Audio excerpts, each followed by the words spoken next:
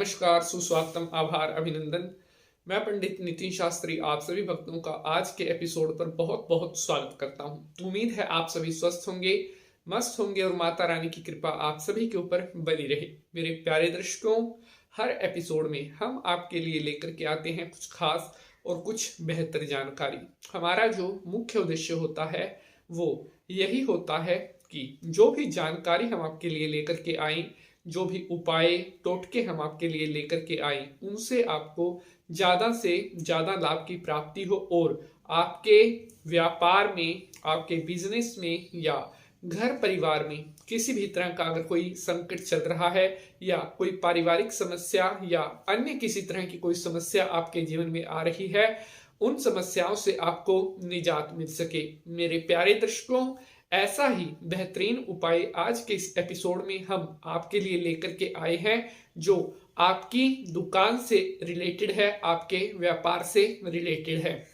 अगर आपकी दुकान में ग्राहक नहीं आ रहे हैं या आपके व्यापार में नुकसान चल रहा है, पिछले काफी समय से आप अपनी दुकान को लेकर के, व्यापार को लेकर बहुत ज्यादा परेशान हैं, तो आज इस एपिसोड में जो उपाय मैं आपको बताने वाला हूं, उस उपाय को अगर आप सच्चे मन से करते हैं तो आपके व्यापार में आ रही सारी समस्याएं और सारी रुकावटें तुरंत प्रभाव से दूर हो सकती हैं।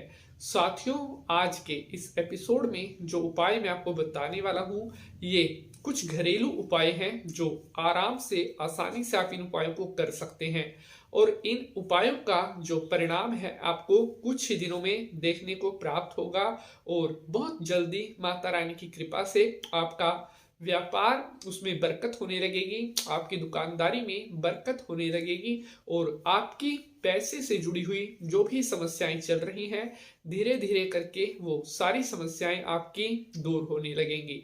तो एपिसोड बहुत ही ज्यादा महत्वपूर्ण होने वाला है, इसलिए एपिसोड को स्किप आपने नहीं करना है, क्योंकि अगर आप चाहते हैं कि जो भी महत्वपूर्ण जानकारी आज मैं आपको बताने वाला हूं अच्छी तरह से आपको समझ में आए, तो एपिसोड आपने पूरा देखना है।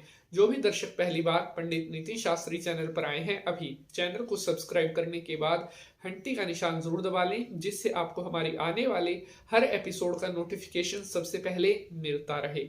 तो चलिए अब माता रानी को नमस्कार करते हुए आज के इस एपिसोड की शुरुआत करते हैं। ओम या देवी सर्वभूतेषु लक्ष्मी रूपेण संस्थिता नमस्तस्ये नमस्तस्ये नमस्तस्ये नमो नमः। बोलिए लक्ष्मी माता की जय। तो मेरे प्यारे दर्शकों, मैं पंडित नितिन शास्त्री हाजिर हूं आप सभी भक्तों के सामने आज का नया एपिसोड लेकर के। आज हम बात कर रहे हैं दुकान या व्यापार की बरकत बढ़ाने को लेकर के। अक्सर हमारे पास बहुत सारे भक्तों के प्रश्न आते हैं कि शास्त्री जी, हमारी दुकान में बरकत नहीं होती या हमारी दुकान में पैसा आता है लेकिन उस पैसे की जिस हिसाब से सेविंग्स होनी चाहिए या जैसे उस पैसे का पता लगना चाहिए बचत के रूप में या जमा पूंजी के रूप में, वैसे हमें उसका पता नहीं लगता। अक्सर होता है कई बार दुकान में या तो कोई नेगेटिविटी बहुत ज़्यादा हो जाती है या किसी भी तरह का अगर कोई गलत दोष दुकान में बन रहा है तो उसके कारण जो दुकान की बरकत है वो होनी कम हो जाती है। तो साथियों, हमारे ज्योतिष शास्त्रों में यूं तो बहुत से उपाय दिए गए हैं दुकान की बरकत को बढ़ाने के लिए, व्यापार की बरकत को बढ़ाने के लिए। अगर हम समय समय पर वो उपाय करते हैं तो हमारी दुकान में आ रही सारी समस्याएं, हमारी दुकान में आ रही सारी नेगेटिविटी दूर हो सकती है। अब जो उपाय मैं आपके साथ शेयर करूंगा, बड़े ही ध्यान से आपने इस उपाय को सुनना है, क्योंकि अगर आप उपाय को अच्छी तरह से समझेंगे तभी आप उपाय को कर पाएंगे। तो प्यारे दर्शकों, चलिए अब आज का जो उपाय है आपसे रूबरू करते हैं। प्यारे साथियों, अगर आपको भी लगता है कि आपकी दुकान में बरकत नहीं हो रही है या पैसे की तंगी आपकी दुकान में चल रही है, तो कोशिश करें कि अपनी दुकान में एक मोर पंख आप जरूर लगाएं। जी हाँ, हमारे सनातन धर्म में मोर पंख को बहुत शुभ और बहुत पवित्र कहा गया है। अगर आप मोर पंख अपनी दुकान में लगाते हैं तो ऐसा करने से आपकी दुकान में कभी भी नेगेटिविटी नहीं आती और पहले से अगर किसी प्रकार की नेगेटिविटी आपकी दुकान में बन रही है तो मोर पंख दुकान में लगाने से वो सारी नेगेटिविटी दुकान से दूर होती है और दुकान में पॉजिटिविटी का माहौल बनने लगता है और आ रही जो भी दुकान में अड़चन है वो धीरे धीरे करके समाप्त होने लगती है। तो इसलिए अपनी दुकान में आप मोर पंख जरूर लगाएं। बढ़ते हैं अगले घरेलू उपाय की तरफ। तो अगला उपाय है, अगर आपकी दुकान में आपको लगता है कि पैसे की बचत नहीं है या पैसे की बरकत आपकी दुकान में कम हो रही है, तो सप्ताह में एक दिन अपनी दुकान में नमक मिले पानी का पोछा जरूर लगाएं। जी हाँ, वास्तु की दृष्टि से भी इसे बहुत ज्यादा अहम माना गया है। कहते हैं कि कई बार दुकान में कोई नेगेटिविटी दोष बन जाता है या कई बार दुकान में किसी तरह के अप्राकृतिक दोष बन जाता है जिसके कारण दुकान की बरकत कम हो जाती है या दुकान की सेल घटने लगती है।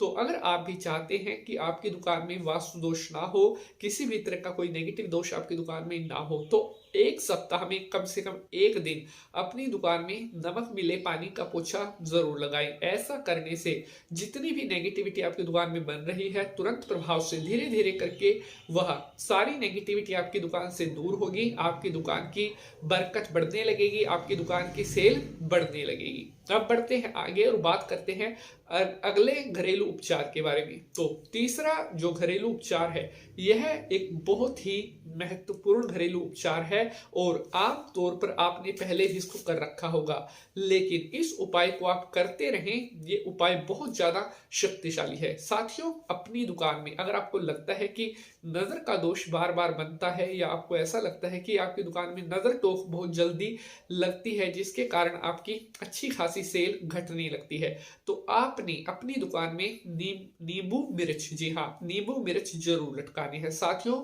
बहुत प्राचीन और बहुत ही सिद्ध उपाय है जो है बहुत पुराने समय से चला आ रहा है। अगर आपको भी लगता है कि आपकी दुकान में बार बार नजर लगती है तो नींबू मिर्च का टोटका आपने अपनी दुकान में जरूर करना है। शनिवार के दिन अपनी दुकान के मुख्य द्वार पर आपने नींबू मिर्च लटकाना है। ऐसा करने से आपकी दुकान में जितना भी नजर का दोष बन रहा था या कोई किसी तरह का और कोई टोक का दोष बन रहा था या किसी भी तरह का कोई भी दोष बन रहा था, तो इस उपाय के करने से वे सारे दोष आपकी दुकान से समाप्त होने लगते हैं। बहुत ही शक्तिशाली, बहुत ही सिद्ध उपाय है। बढ़ते हैं आगे, बात करते हैं अगले घरेलू उपचार के बारे में। तो साथियों, अगला जो उपाय है ये उपाय भी आप बड़ी आसानी से अपनी दुकान में कर सकते हैं। अगर आपको लगता है कि आपकी दुकान की सेल कम हो रही है या दुकान की बरकत कम हो रही है, साथियों, आपने गूगल की धूप, हाँ, गूगल की धूप प्रतिदिन सुबह के समय और शाम के समय, दो समय अपनी दुकान में दिखानी ही दिखानी है।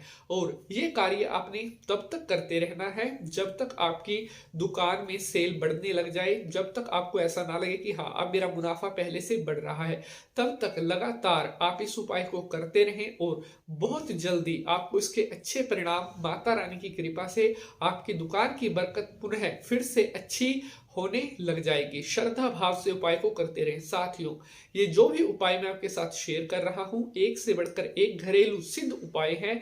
इन उपायों का परिणाम आपको तभी मिलेगा जब आप इन उपायों को सच्चे मन से करेंगे। तो बिना किसी डाउट के सच्चे मन से उपायों को करते रहें, आपको फायदा जरूर होगा। बढ़ते हैं आगे और बात करते हैं अगले घरेलू उपचार के बारे में।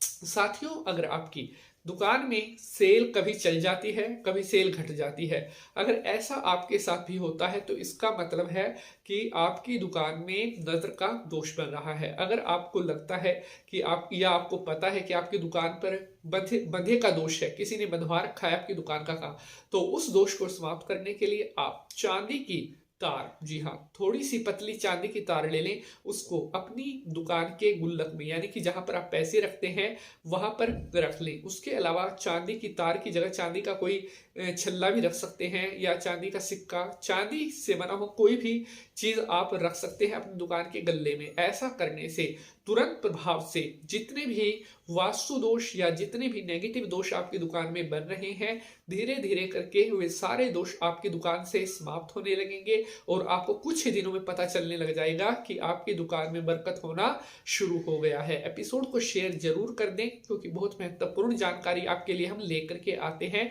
ताकि अन्य भक्तों तक भी जानकारी पहुंच सके।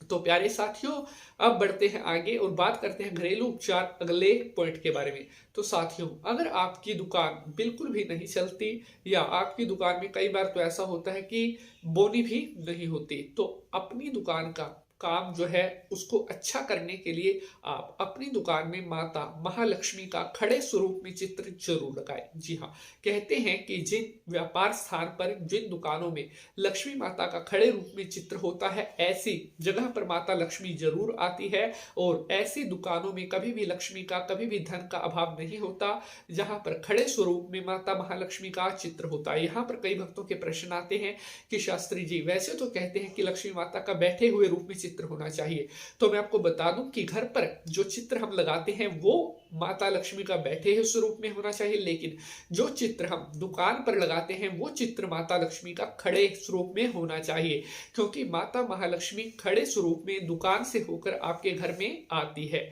तो अगर आप चाहते हैं कि आपकी दुकान की सेल अच्छी रहे तो माता महालक्ष्मी का चित्र खड़े स्वरूप में अपनी दुकान में जरूर लगाएं। साथियों, आशा करता हूं सारे उपाय आपको अच्छी तरह से समझ में आ रहे होंगे। बढ़ते हैं आगे और बात करते हैं अगले घरेलू उपचार के बारे में।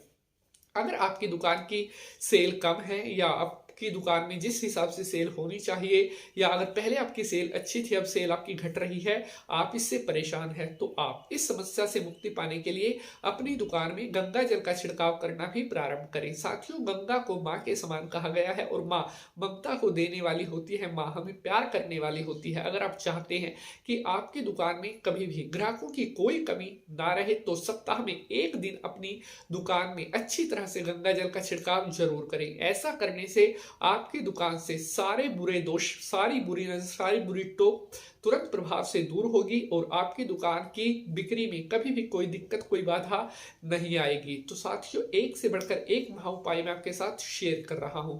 अगर आपका आज के उपायों से जुड़ा हुआ कोई प्रश्न है तो कमेंट बॉक्स में पूछ सकते हैं। आज के लिए बस इतना ही। नेक्स्ट एपिसोड में मिलेंगे किसी नए विषय के साथ। तब तक के लिए जय माता की। ओम नमः शिवाय।